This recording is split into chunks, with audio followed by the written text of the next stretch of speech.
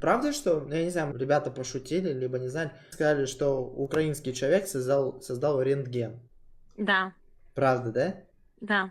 А как так получилось? Я вам хочу сказать, что я еще вот не дошла до этого момента, но это было, знаете как? Это был один момент, когда человек игрался со светом. Есть светодиодные, есть ультрафиолет и есть жаронагревающие лампочки. Да, еще есть свечи, огонь, спички. Не, я про рентген именно спросил. Рентген же, это же от фамилии немецкого физика пошла как раз таки. Почему украинец создал рентген, это же фамилия как раз немецкая. Э, н- э, Фамилия взялась Ренгеля из-за того, что Не-не-не, не украинский Ренгеля. Фамилия именно рентген. Ренгель.